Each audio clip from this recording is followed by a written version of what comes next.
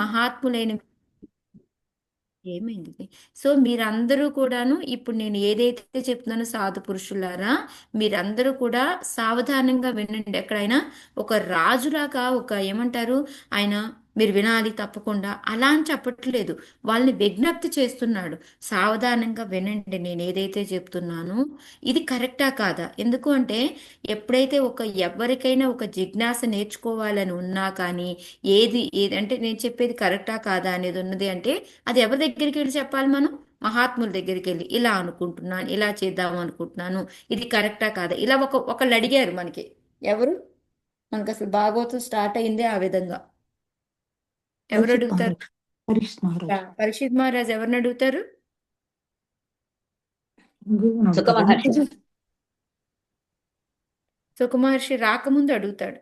అక్కడ ఉన్న వాళ్ళందరినీ అడుగుతాడేమని, నేను ఏం చేస్తే మంచిది చెప్పండి నాకు అని అంటారు. కరెక్ట్గా అదే టైంలో నాకు ఇట్లాగా అన్నీ వదిలేసి నేను ఇట్లా చేద్దాం అనుకుంటున్నాను అంటే, అదే టైంలో సుకుమహర్షి వస్తారు. అప్పుడు అందరూ సుకుమహర్షిని చూపించిన వెంటనే మళ్ళీ మళ్ళీ అడుగుతాడు అనమాట. నేను ఇలా చేద్దాం అనుకుంటున్నాను, ఇది కరెక్టా కాదా అని మళ్ళీ అడుగుతారనమాట. సో ఈ విధంగా మనం కూడా ఏంటి అంటే, ఎప్పుడైనా సరే మన పెద్దవాళ్ళ దగ్గరికి వెళ్ళినప్పుడు వాళ్ళకి మనము ఈ విధంగా చెప్దాం అనుకుంటున్నాం. ఇప్పుడు నేను మామూలుగా ఇప్పుడు నేను ఏదైనా నేర్చుకున్నాను అనుకున్నాను అండి, మాతాజీ తోటి, మాతాజీ ఇలా ఇలా చెప్దాం అనుకుంటాను, ఇలా అనుకుంటా ఓకేనా అంటారు. మాతాజీ అంటే మాతాజీని అడుగుతారు, బట్ మాతాజీ నన్ను అడగాల్సిన పని లేదు. బట్ కానీ ఏంటంటే ఇద్దరం అలా మాట్లాడుకుంటూ ఉంటామంట. సో ఎందుకంటే ఇవి చర్చించుకున్నప్పుడు ఏమైనా తప్పులు ఉన్నా ఏమైనా ఉన్నా కూడా మళ్ళీ చెప్పుకోవడానికి కుదురుతుంది అనమాట. సో ఇక్కడ అందుకని ఇక్కడ సభలో వాళ్ళందరికీ చూపిస్తూ ఒకటి, ఆయన మహాత్ములందరికీ గొప్పతనాన్ని మనకి తెలియజేస్తూ ఉన్నారనమాట. మనం ఏదైనా సరే ఫస్ట్ ప్రయారిటీ ఎవరికి ఇవ్వాలి అంటే, సాధు పురుషులు బ్రాహ్మణులు వీళ్ళ వైష్ణవులకి, వీళ్ళకి ఇవ్వాలి అనేది మనకి ఇక్కడ క్లియర్ కట్గా చెప్తూ ఉన్నారనమాట. ఎందుకు వీళ్ళు అంటే, ఇప్పుడు మనకి అనేక రకాల కేటగిరీస్ ఉంటాయి మాతాజీ. ఇప్పుడు మీరు చూశారు అంటే మనకి 4 రకాల కేటగిరీస్ ఉన్నాయి మనకి. ఎవరు? బ్రాహ్మణులు, క్షత్రియులు, వైశ్యులు, శూద్రులు అనేది. సో ఇవి దేని ప్రకారం వచ్చాయి అనేది మనకి మీకు శ్లోక ఉంది ఆల్రెడీ. మన చాతుర్వర్ణం మయా సృష్టి గుణ కర్మ విభాగశః. ఓకే. సో అది కాకుండా ఇప్పుడు ఉన్న కింద ప్రపాదుల వారి ఎక్స్ప్లెనేషన్ అంతా కూడా అదే అన్నమాట ఇక్కడ. అది ఫస్ట్ లైన్లో అది మనం చూద్దాం. ఫస్ట్ ఫస్ట్ దీంట్లో ఏం చెప్తూ ఉన్నారంటే, మహాత్ములు అని ఈయన ఎందుకు అది ప్రధానమైంది, వాళ్ళ గురించే ఎందుకు చెప్తున్నారు అంటే, అక్కడ అనేక మంది ఉంటారు. ఇప్పుడు దాంట్లో ఆయన పరిపాలించింది ఏమి, మామూలుగా ఒక చిన్న ప్లేస్న పరిపాలించింది పృథు మహారాజు. కాదు మాతాజీ, ప్రపంచమంతా పాలించారు. ప్రపంచం అంతా పరిపాలించారు. సో ప్రపంచం అంతా పరిపాలించినప్పుడు ఆయనకి శత్రువులు ఉంటారా ఉండరా? చాలా మంది ఉంటారు మాతాజీ. ఒకళ్ళ ఒక ఎక్కువ మంది లేకపోయినప్పటికీ ఎంతో పరిపాలించిన ఆ కింద సామంతులు లాంటి వాళ్ళు, ఏదో కొంతమంది నచ్చని వాళ్ళు ఉంటారు కదా అక్కడ. అక్కడ ఏంటంటే అలాగ అన్ని రకాల తరగతులు వాళ్ళు ఉంటారు. ఇప్పుడు అందుకే చెప్తారు, ఇప్పుడు రాజు అని మనకి మొన్న శ్లోకంలో వచ్చింది మీకు గుర్తుందా? సాధు పురుషులు, మహాత్ములు, వైష్ణవులు, అచ్యుత గోత్రులు ఆయన ఆజ్ఞని పాటించక్కర్లేదు అని చెప్పేసి. సో ఇక్కడ మామూలుగా యాక్చువల్గా ఏమవుతుందంటే, సాధు పురుషులు అనే వాళ్ళు వీళ్ళు ఏం చేస్తారు అంటే, ఏదైతే ఒక రాజు ఆజ్ఞ వేస్తాడో దాన్ని కింద వాళ్ళు పాటిస్తారు. ఓకే. కానీ ఈ ఆజ్ఞ ఏదైతే ఈయన వేయబోతున్నాడో దీని అప్రూవల్ ఎవరు ఇవ్వాలి? ఓకే ఇప్పుడు నువ్వు ఈ ఆజ్ఞ ఇవ్వబోతున్నావు, ఇది కరెక్ట్ కాదు అని చెప్పేది ఎవరు?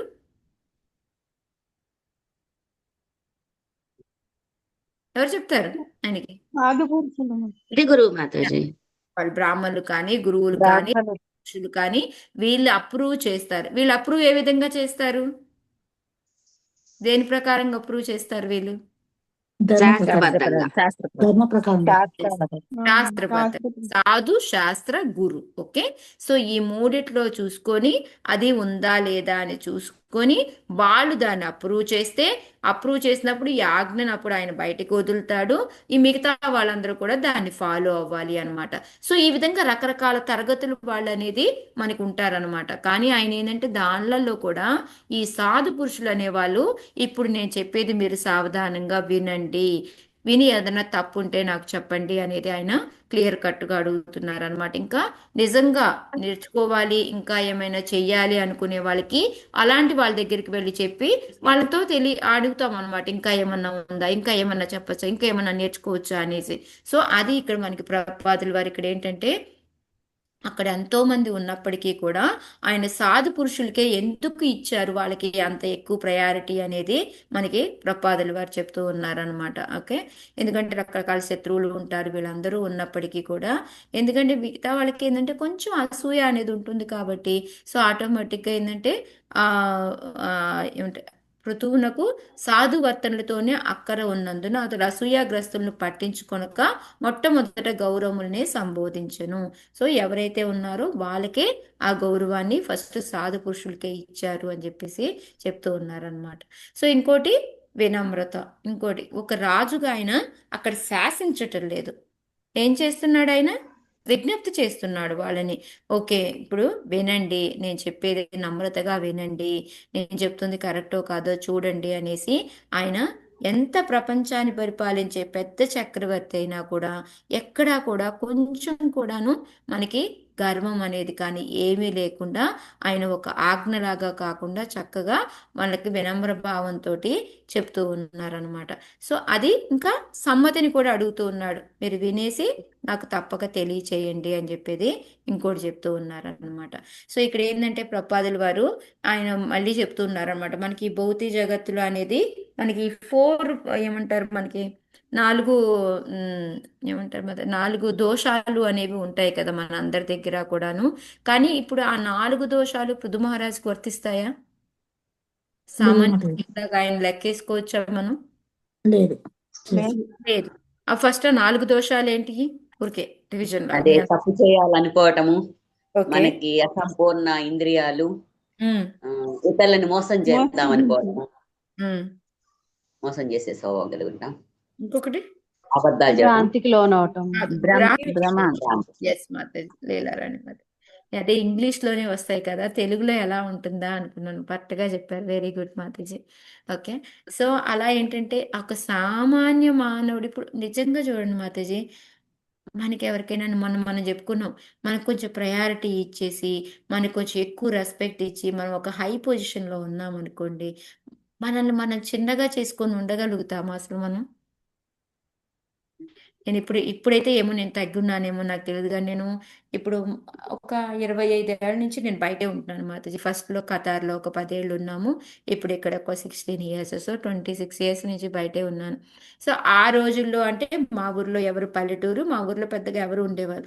సో ఏమ్మా అంటే, మేము దుబాయ్లో ఉంటున్నాం, మేము ఖతార్లో ఉంటున్నాం, మేము ఫ్లైట్లో తిరుగుతామని ఎంతో గొప్పగా అనమాట.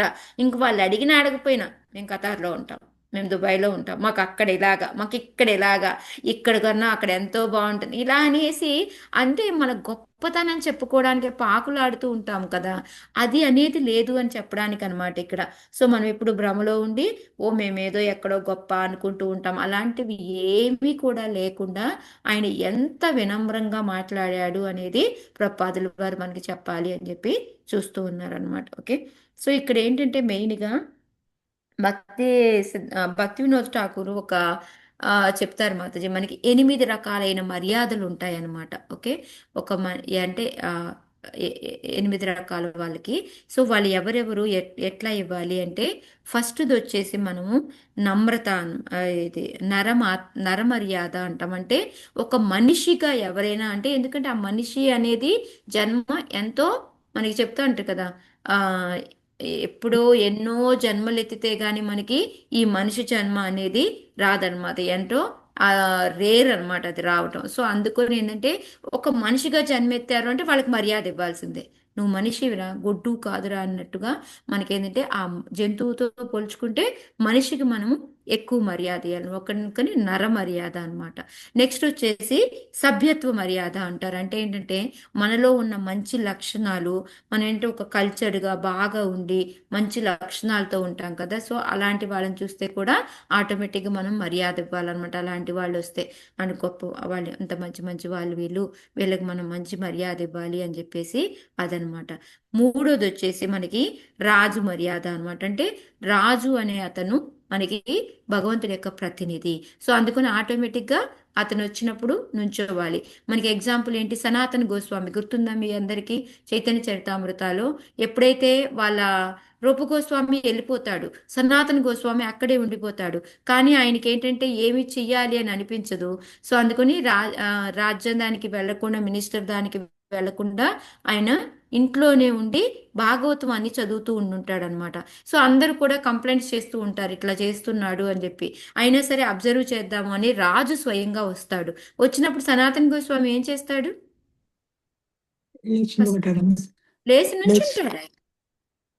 నేను ఈయనకేంటిలే మర్యాద ఇచ్చేది అనుకోలేదు. అందుకని రాజుని భగవంతుడి యొక్క ప్రతినిధిగానే చూస్తూ ఆయనకి కూడా మనం మర్యాద ఇవ్వాలంట. అందుకే మన డాక్టర్స్, కొంచెం పొజిషన్లో ఉన్న ఎమ్మెల్యేలు వాళ్ళందరూ వస్తే ఎందుకు నుంచుంటామంటే వాళ్ళు మనం రాజులాగా ట్రీట్ చేస్తామన్నమాట. అది రాచ మర్యాద అన్నమాట.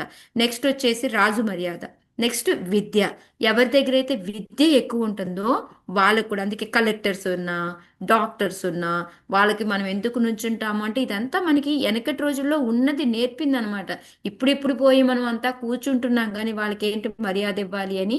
లేకపోతే మనకి ఈ విద్య బాగా చదువుకున్న వాళ్ళకు కూడా మనం మర్యాద అనేది ఇస్తామన్నమాట. వాళ్ళని మనం కించపరచడం అలాంటిది ఉండదన్నమాట. గుణ మర్యాద అంటే ఈ సత్వగుణంలో ఇలా మంచిగా గుణం ఉన్న వాళ్ళకు కూడా మనము మర్యాద ఇస్తూ ఉంటాం అనమాట. నెక్స్ట్ వచ్చేసి ఆ గుణ వర్ణ ఉమ్, వర్ణ అన్నమాట. ఎప్పుడైతే మనకి ఒక్కొక్క రకమైన వర్ణాలు ఉన్నాయి కదా, బ్రాహ్మణ వీళ్ళు. సో మనకి ఆ వర్ణ మర్యాద బ్రాహ్మణ వాళ్ళకి మనము ఇవ్వాలన్నమాట. సో నేను మొన్న ఎప్పుడో ఒక లెక్చర్ వింటూ ఉంటే దాంట్లో నాకు చాలా బాగా అనిపించింది ఆ పాయింట్. ఇప్పుడు మనము పూరి వెళ్ళామనుకోండి, అక్కడ కొంచెం చూడండి బ్రాహ్మణులు ఉంటారు. వాళ్ళు అదే వాళ్ళని ఏమంటారు, పాండాస్ అంటారు. వాళ్ళు బ్రాహ్మణుల కిందే లెక్క యాక్చువల్గా. సో ఆ పాండాస్ ఏంటంటే వాళ్ళు ఒకలాగా మాట్లాడతారు, డబ్బులు అడుగుతూ ఉంటారు. అది మనం వాళ్ళని తిట్టుకోకూడదు. అంతేకాకుండా మనం అక్కడి నుంచి వచ్చిన తర్వాత కూడా వీళ్ళలాగా వీళ్ళలాగా అని వాళ్ళ గురించి మనం ఎక్కువగా ఇవ్వకూడదు అనమాట. వాళ్ళకి ఆ బ్రాహ్మణులు అనే ఉంది కాబట్టి వాళ్ళకి రెస్పెక్టే ఇవ్వాలి, గౌరవించాలి. వాళ్ళ గురించి మనము ఎప్పుడూ కూడాను ఇదిగా మాట్లాడుకోకూడదు అని చెప్పేసి. అందుకే ఆయన మనకి ఆ బ్రాహ్మణ అనే ఉంది అంటే అది అంటే ఇప్పుడు ఉన్న దాంతి వదిలేయండి కానీ, బట్ ఏదైతే ఆ బ్రాహ్మణ వంశంలో అని ఉన్నారో ఆ కేటగిరీకి మనము ఎప్పుడూ కూడాను మర్యాద ఇవ్వాలి అని చెప్పేసి మనకి చెప్తూ ఉన్నారనమాట. నెక్స్ట్ వచ్చేసి ఆశ్రమం అనమాట. సన్యాస ఆశ్రమం అనేది, ఆ ఆశ్రమంలో ఉన్న వాళ్ళకు కూడా మనము మర్యాద ఇవ్వాలన్నమాట. దానికి ఎగ్జాంపుల్ వచ్చేసి మనకి ఎప్పుడైతే ఈ చైతన్య మహాప్రభు వీళ్ళందరూ వెళ్తూ ఉంటే బోల్డ్ మంది మాయావాదులు మధ్యలో కనిపిస్తూ ఉంటారనమాట. ఇది ప్రభుపాదుల ఎగ్జాంపుల్. చైతన్య మహాప్రభు కూడా రెస్పెక్ట్ ఇచ్చేవారు. అంటే పట్టించుకోకపోయినా ఆ సన్యాసం అనే దానికి నేసి నుంచోవడం, దండం పెట్టడం అనేది చేశారు. ఒకసారి ప్రభుపాదుల వారు ఏంటంటే బృందావనము, నాకు ప్లేస్ గుర్తులేదు మాతాజీ ఎక్కడో, అప్పుడు ఆయన ఏంటంటే వెళ్తా ఉంటే ఈ మాయావాది సన్యాసులు అందరూ కూడా వెళ్తూ ఉంటే ఈయన ఆటోమేటిక్గా వాళ్ళందరికీ దండం పెట్టడం, మంచిగా పలకరించడం అనేది చేస్తారనమాట. చేసిన తర్వాత ఈ పక్కనున్న భక్తులు ఏం చేస్తారు అంటే వాళ్ళు పట్టించుకోకుండా వెళ్తుంటే మీరేం నవ్వలేదు, పలకరించి ఏం చేయలేదు అంటే వాళ్ళు మాయావాదులు మహారాజ్ అంటే వాళ్ళు ఎవరన్నా కానీ వాళ్ళు సన్యాసాశ్రమం ఏదైనా సరే ఆశ్రమంలో ఉన్నారు కాబట్టి వాళ్ళకి మనము రెస్పెక్ట్ ఇవ్వాలి అనేసి వాళ్ళకి చెప్తారనమాట. సో ఆ విధంగా వాళ్ళు మాయావాదులు అయినప్పటికీ కూడా మనం ఓకే, మనం పట్టించుకోక్కర్లేదు, బట్ కానీ వాళ్ళకి ఆ రెస్పెక్ట్ మాత్రం ఇవ్వాలి. వాళ్ళు చెప్పిన పాటించాల్సిన పని లేదు కానీ మనం వాళ్ళకి రెస్పెక్ట్ ఇవ్వడం మాత్రం ఇవ్వాలి అని చెప్పేసి చెప్తూ ఉన్నారనమాట. సో లాస్ట్ వచ్చేసి ఎనిమిదోది భక్త అనమాట. భక్తులకు కూడా మనం అదే విధంగాను మనం ఆ మర్యాద అనేది ఇవ్వాలన్నమాట. దానికి ఎగ్జాంపుల్గా మనకి పరాశర ముని ఉన్నారు కదా, ఆయన ఏడు సంవత్సరాల పిల్లవాడు అనమాట. ఆ పరాశర ముని ఎప్పుడైతే అక్కడ కూర్చొని ఉంటే మార్కండేయ మహర్షి అనమాట, ఆయన దారిని వెళ్తూ ఆయన రోడ్డు మీదే ఆయనకి దండవత్తు చేస్తాడనమాట. చేస్తే వెంటనే పరాశర ముని అంటారు, అయ్యో ఇదేంటి, నన్నెంతో ఇది ఇబ్బంది పెడుతున్నారు, మీరెంతో పెద్దవాళ్ళు మార్కండేయ ముని, మీరు వచ్చి నాకు దండం పెడుతున్నారేంటి అంటే, అప్పుడు నేను పెడుతుంది నీకు కాదు, నీలో ఉన్న భక్తికి, నీలో ఉన్న దీనికి అని చెప్పేసి చెప్తారనమాట. సో వాళ్ళు అందుకే మనకి ఏం చెప్తుంటారు, మనకి గురు స్థానంలో ఉన్నప్పుడు ఇంకా వాళ్ళకి ఉమ్, చిన్నవాళ్ళ పెద్దవాళ్ళ ఇది చూడము, ఆటోమేటిక్గా మనం దండం పెడతాము, మర్యాద ఇస్తాము అనమాట. సో ఈ విధంగా మనకి 8 రకాలైన మర్యాదలు ఉన్నాయి. సో ఇవన్నీ కూడా ప్రాపర్గా ఈ రాజుగా ఉండి ఆయన నిర్వర్తిస్తున్నారు అనేది మనం మాతాజీ రెండోది ఏం చెప్పారు మాతాజీ? సభా మర్యాద. సభ్యత్వ మాతాజీ. అంటే వాళ్ళకి ఏమంటారు, వాళ్ళ యొక్క లక్షణాలు బాగుంటారు చూడండి వాళ్ళు. ఆహా. సభ్యత. సభ్యత సంస్కారం అంటారు చూడండి అది. ఆ. ఫస్ట్ వచ్చేసి నర. వయసుకి రెండోది ఇవ్వక్కర్లేదా మాతాజీ? మాతాజీ వయసుకి ఇవ్వక్కర్లేదా మాతాజీ? వయస్సు వయసుకి ఏం లేదు కొంచెం. మాతాజీ. అంటే ఆటోమేటిక్ ఈ కేటగిరీలో దాంట్లో ఉంటారు. నర అంటే ఇంక వయసే కదా మాతాజీ, దాంట్లో ఎవరైనా హ్యూమనే కదా, వాళ్ళకి రెస్పెక్ట్ ఇస్తాం కదా. Thank you. సో ఫస్ట్ది వచ్చేసి నర, రెండోది సభ్యత్వ, మూడోది వచ్చేసి రాజు, సారీ మూడోది వచ్చేసి రాజు, నాలుగోది వచ్చేసి విద్య, ఐదోది వచ్చేసి గుణ, 6 వర్ణ, 7 ఆశ్రమ, 8 భక్త. ఓకే, ఈ 8 రకాల మాతాజీ మరియు ఇంగ్లీష్ లో ఉన్నాయా మాతాజీ? ఇది ఈ సాంస్క్రిట్ వర్డ్ ఇవి యాక్చువల్గా. ఇంగ్లీషు లేదు, తెలుగు లేదు. Okay okay Mataji. Okay okay okay. అహం దండధరో రాజా ప్రజానామిహ యోజితః రక్షితా వృత్తిదస్వేఖ సేతు శూనఘానాది షానే కదా, స్వేషు షు మాతాజీ. స్వేషుయే కదా, యా. రక్షిత వృత్తిధస్వేషు శ్వేత శ్వేతుషు సేతుషు స్థాపిత పృథక్. సారీ మాతాజీ. హరే కృష్ణ. మాతాజీ చదివిన వాళ్ళే చదువుతున్నారు, 33 మంది ఉన్నారు, ఒక 10 మందే ఎవ్రీ టైం వాళ్ళే చదువుతూ ఉన్నారు. ప్లీజ్ కొత్త వాళ్ళందరూ బయటికి రండి. మాతాజీ సునీత మాత చదవండి. హరే కృష్ణ. హరే కృష్ణ. అహం దండధరో రాజా ప్రజానామిహ యోజితః రక్షితా వృత్తిదస్వేషు సేతుషు స్థాపితా పృథక్.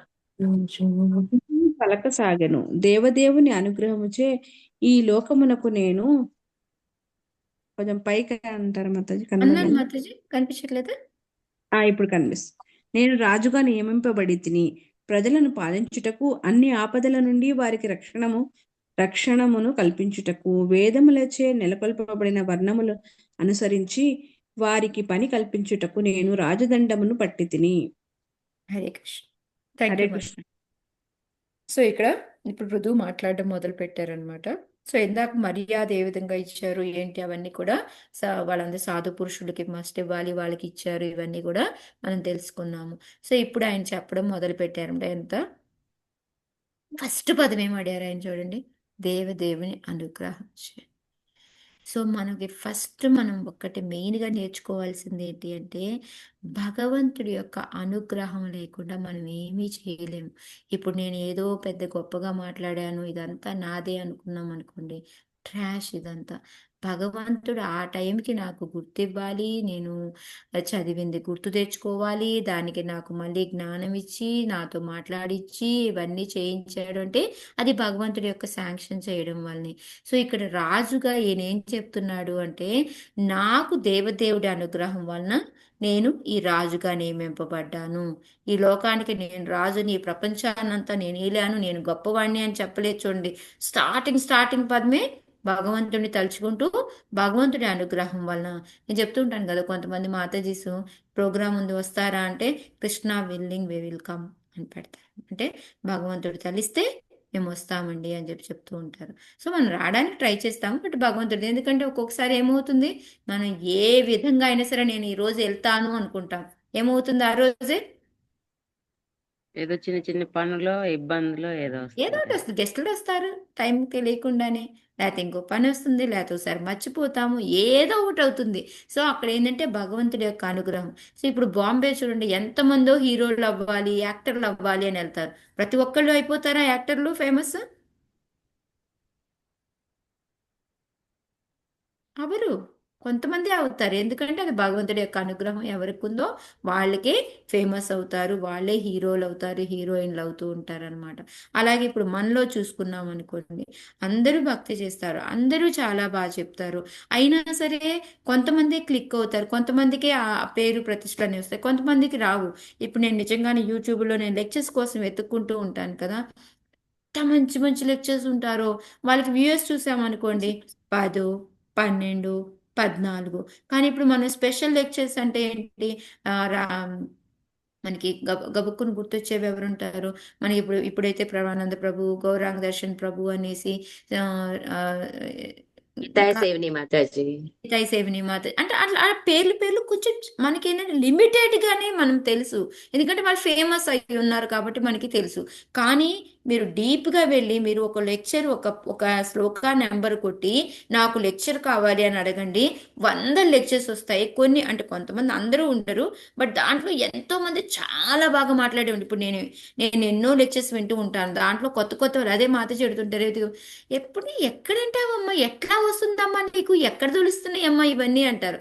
ఎందుకంటే అవి కొంతమంది ఫేమస్ అవరు, కానీ వాళ్ళు చెప్పే లెక్చర్స్ ఎంత బాగుంటాయి అంటే, ఇప్పుడు నేను మొన్న ఎప్పుడో ఎవరిదో ఒక లెక్చర్ విన్నాను, అది ఎవరో కూడా నాకు తెలియదు ఆ పర్సన్, బట్ కానీ ఏమో ఒకసారి పెట్టి చూద్దాము అని విన్నాను. అంటే ఆ లెక్చర్ ఎంత బాగా చెప్పారు అంటే, పాయింట్స్ ఎంత బాగున్నాయి అంటే, అప్పుడు అనుకున్నాను అయ్యో వీళ్ళకి వ్యూయర్సే లేరే, ఇలాంటివి వింటే బాగుండు కదా అందరూ అని అనిపించింది.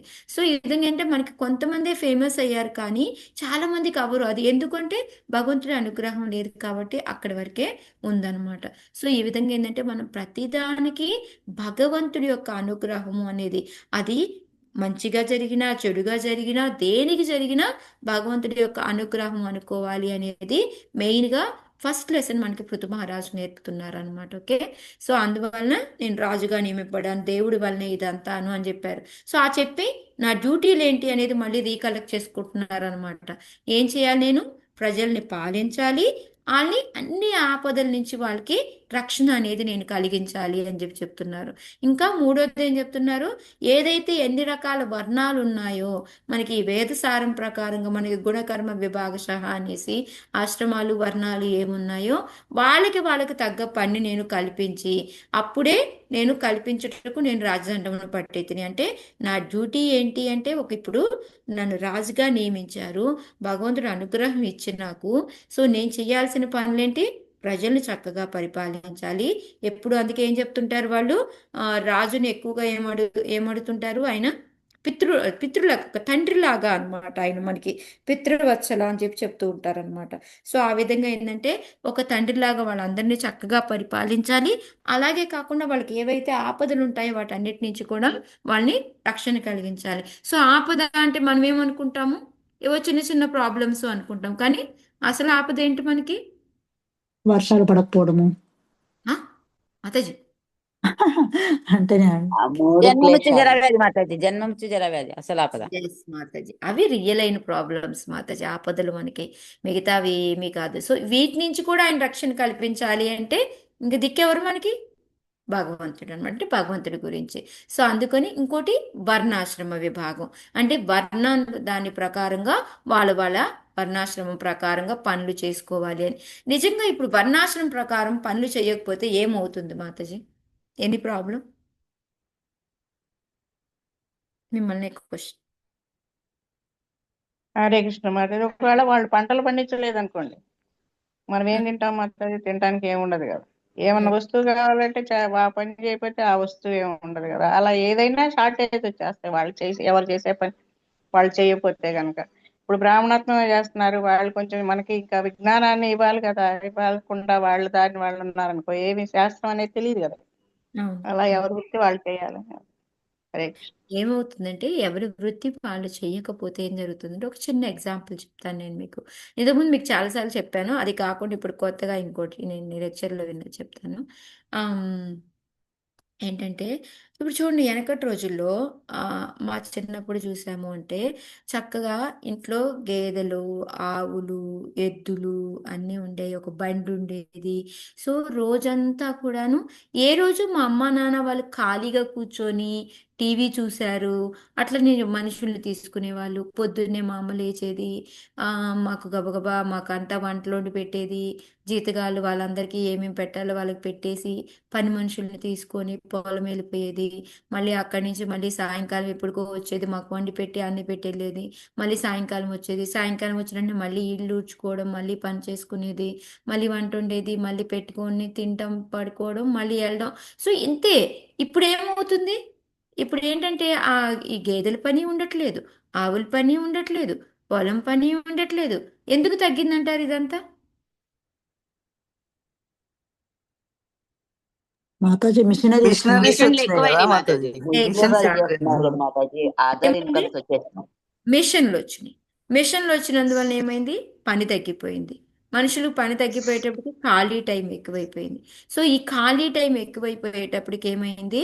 వాళ్ళు ఇప్పుడు ఏం చేస్తున్నారు? ఆ పని చేయాల్సిన టైం అంతా ఖాళీగా ఉండి టీవీ సీరియల్స్ చూస్తే పర్వాలేదు. కానీ ఇప్పుడు దాని తర్వాత ఏమవుతుంది? ఈ టీవీల ద్వారా జ్ఞానము, లేకపోతే మగాళ్ళు వెళ్ళి పేకాట్లు ఆడడము, ఆ పేకాట్లు ఆడుతూ మళ్ళీ ఈ రాజకీయం నేర్చుకోవడము, దానివలన మళ్ళీ విడివిడిగా ఎవరికాళ్ళు గ్రూపులు అవ్వడము, ఆ గ్రూపుల నుంచి ఫైటింగ్ జరగడము. ఏం జరుగుతుంది ఇప్పుడు? మొత్తం అంతా ఏమైంది? ఈ వర్ణాశ్రమ విధానం లేకుండా పోవడం వల్ల ఏం జరిగింది? ప్రశాంతత లేకుండా అయిపోయింది. ప్రశాంతత అనేది ప్రశాంతత అనేది లేదు. ఇప్పుడు అనవసరమైన గొడవలు, ఇవన్నీ కూడా కలహాలు, ఇవన్నీ కూడా మొదలయ్యాయి అన్నమాట.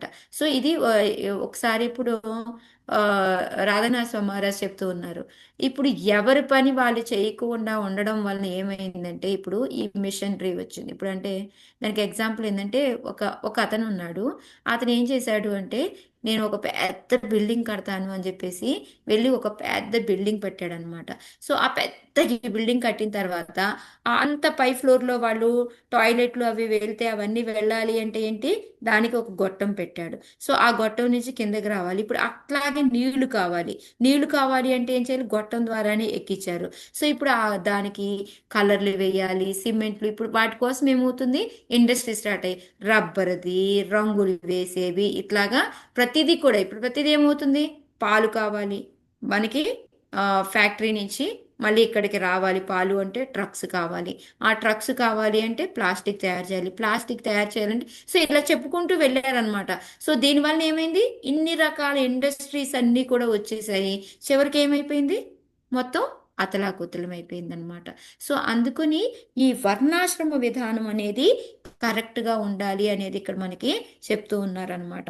సో ఒక రాజుగా ఆయన చేసే కర్తవ్యాన్ని ఎలా చెప్తారు అంటే ఆ మంగళాయచ లోకానం, వాళ్ళకి అన్ని కూడా మంచిగా జరిగేలాగా చూడాలి. నెక్స్ట్ ఆ మోక్ ఆ, మోక్షాయచ కాదు మాతాజీ, క్షేమాయచ అంటే ఆపదల నుంచి వాళ్ళని రక్షించడం అనమాట. క్షేమాయచ భోగాయచ అంటే వాళ్ళకి అవసరానికి ఏం కావాలో అవన్నీ అందించడము, వాళ్ళకి ఎటువంటి ఆపదలు లేకుండా కాపాడడము. మళ్ళీ అదే కాకుండా వాళ్ళకి మంగళాయచ, మంగళాయచ అంటే వాళ్ళకి భగవంతుడి గురించి తెలియజెప్పి భగవంతుడి దగ్గరికి తీసుకెళ్ళడం, అంటే భక్తిని కలుగజేయడము. సో ఒక రాజు యొక్క కర్తవ్యం ఏంటి అంటే మొత్తం ఈ మిక్సింగ్ అన్నమాట. ఓకే, మంగళాయచ లోకానాం క్షేమాయచ భోగాయచ అన్నమాట. ఇవన్నీ కూడా కలగజేయడమే ఒక రాజు యొక్క కర్తవ్యం. సో ఓవరాల్గా దీంట్లో అదే అన్నమాట చెప్తుంది. సో దీంట్లో ప్రపాదుల వారు చాలా పెద్దది రాశారు. సో ఒక రాజు ఏంటి అంటే ఒక భగవత్ ప్రతినిధిగా ఉండాలి. అయినా కూడా ఆయన ఏంటంటే ఆయన ఒక నరదేవునిగా మనం గౌరవించబడతాము. కానీ ఇక్కడ ఆయన ఏం చేస్తున్నారు? చక్కగా నాకు ఏమి గర్వం లేదు, ఆయన నేను కాదు అని. ఇప్పుడు మనం అదే అనుకుంటాం. ఇంటికి మనం ఏమనుకుంటాం? మగవాళ్ళు అనుకుంటాం. కానీ మగవాళ్ళు ఏంటి? మగవాళ్ళకి ఎవరిస్తారు ఆ శక్తి? భగవంతుడు ఇస్తాడు. సో ఈ విధంగా ఏంటంటే ఒకరి నుంచి ఒకరికి కిందే, కానీ అసలు స్వతంత్రుడు ఎవరు అంటే భగవంతుడు ఒక్కడే. మిగతా వాళ్ళు మనందరమీ కూడా కాదు. అందుకొని మనకి ఏది జరిగినా భగవంతుడి యొక్క వల్లనే జరిగింది అని అనుకోవాలి అనేది ఈ ఫస్ట్ పారాగ్రాఫ్లో మనకి ప్రపాదుల వారు చెప్తూ ఉన్నారనమాట. సో నెక్స్ట్ ఏంటంటే ఈ వర్ణాలు. ఈ వర్ణాశ్రమం అనేది మనకి కంపల్సరీ చెయ్యాలి. అది ఏంటంటే గుణ కర్మ ప్రకారం వచ్చేది. దాని ప్రకారంగా పనులు చేసుకుంటే ఈ ప్రశాంతత అనేది, ఇప్పుడు మనం చెప్పుకునే ఎగ్జాంపుల్స్ అన్నిటిని బట్టి ఏంటంటే ఒక ప్రశాంతత అనేది ఉంటుంది. ఈ వర్ణాశ్రమ విధానం ప్రకారం పనులు చేయకుండా ఇవన్నీ ఉంటే ఏమవుతుందంటే ఇప్పుడున్న రాజులు ఆ వర్ణాశ్రమం ఫస్ట్ అసలు మనం ఏ వర్ణం కింద వస్తామో తెలీదు. పోనీ ఇలాగే అనుకున్నాం ఇంకా మిలిటరీ వాళ్ళు వీళ్ళందరూ క్షత్రియుల కింద ఇట్లా అనుకున్నా కూడా వాళ్ళు వాళ్ళ వృత్తి సరిగ్గా చేయకపోతే ఏమవుతుంది, మనకి ఇప్పుడు ప్రశాంతత. ఇవి రాజుగా ఉండే వాళ్ళు ఏంటి చేయాల్సింది ఇవన్నీ ప్రాపర్గా జరగడం, అది వాళ్ళు ఇప్పుడు పాటించట్లేదు. కాబట్టి మనకి ఇప్పుడు ఏంటంటే ప్రశాంతత అనేది లేదు దానివల్లనే అని చెప్పేసి ఇక్కడ మనకి ప్రపాదుల వారు చెప్తూ ఉన్నారనమాట. ఓకే, సో మెయిన్గా ఎక్కువగా దీని గురించి దానివల్ల ఏంటంటే మనకి శాంతి అనేది, కలవరము ఇవన్నీ కూడా ఎక్కువగా అశాంతి కలవరం ఇవన్నీ నెలకొని ఉంటాయి. రాజు కనుక ఎప్పుడైతే ఈ వర్ణాశ్రమ విధానాన్ని పాటించకపోతే జరిగే సమస్యలు ఇవి. ఇప్పుడు అందుకే మనకి ఇప్పుడు ఎక్కడ చూసినా ఇదే ప్రాబ్లమ్స్ అని చెప్పి చెప్తూ ఉన్నారనమాట. నెక్స్ట్ లాస్ట్ పారాగ్రాఫ్లో ఏంటంటే ప్రజ అంటే ఓన్లీ మనుషులనే కాదు జంతువులు కూడా వస్తాయి. సో ఇందులో జంతువులను కూడా చేర్చాలి. ఇప్పుడు ఆ జంతువులకి గనక మనము సరిగ్గా రక్షణ ఇవ్వలేదు అనుకోండి, ఇప్పుడు ఏం చేస్తున్నారు చెప్పండి. మనకి ఏమైనా ఆ, అవి ఇంకా పనికి రావు. ఇప్పుడు ఎప్పుడైతే ఈ ట్రాక్టర్లు ఇవన్నీ వచ్చాయో, ఈ దున్నపోతులు ఎద్దులు వీటి పని తగ్గిపోయింది. సో ఆటోమేటిక్గా కొన్ని రోజులు పోషించి వాటిని ఏం చేస్తారు, వెంటనే స్లాటర్ హౌస్ అవసరం లేదు పంపిస్తారు కాబట్టి మాతాజీ. ఏం చేస్తారు, స్లాటర్ హౌస్ పంపిస్తున్నారు మాతాజీ. స్లాటర్ హౌస్కి పంపిస్తారు. సో దానివల్ల ఇప్పుడు రాజుగా ఏం చేస్తున్నట్టు స్లాటర్ హౌస్ని ఇంకా పెంచుతున్నట్టు, అంతే కదా. పోషిస్తున్నారు సో అది పోషిస్తున్నారు. అనమాట, అది ఇక్కడ ప్రపాదుల వారు చెప్తున్నారు. సో మనము దానికి ఇంకొక కలవరం కూడా అదే అన్నమాట మనం చేసేది. సో వాళ్ళని కషాయి వాళ్ళకి పంపించడము అది చేయడం వలన మనకి పెద్ద విపత్తు అనేది కలుగుతుంది. అది అర్థం చేసుకోవట్లేదు. సో ఒక రాజుగా ఏంటంటే ప్రజ అంటే ఓన్లీ ప్రజలే కాదు జంతువులు కూడా వస్తాయి అని చెప్పి చెప్తున్నారు. వర్ణాశ్రమ విధానాన్ని ఎందుకు ఫాలో అవ్వాలి అని చెప్తున్నారు. ప్రజల్ని ఎలా చూసుకోవాలి అని చెప్తున్నారు. మళ్ళీ రాజు ఎవరు అంటే భగవంతుడి యొక్క ప్రతినిధి, ఆయనకి మనం మర్యాద ఇవ్వాలి అనేది కూడా మనకి ప్రపాదుల వారు చెప్తున్నారు. సో ఇంకా ఆయన అంత ఇదిగా ఉండి కూడా మనకి ఎటువంటి అహంకారం రాకూడదు, భగవంతుడి యొక్క అనుగ్రహం వల్లనే జరుగుతుంది అనేది తెలుసుకోవాలి అని చెప్పి చెప్తూ ఉన్నారనమాట. ఓకే మాతాజీ, వాళ్ళు ఇక్కడితో ఆపుతాను. సో రేపటి నుంచి 23వ శ్లోకం నుంచి రేపు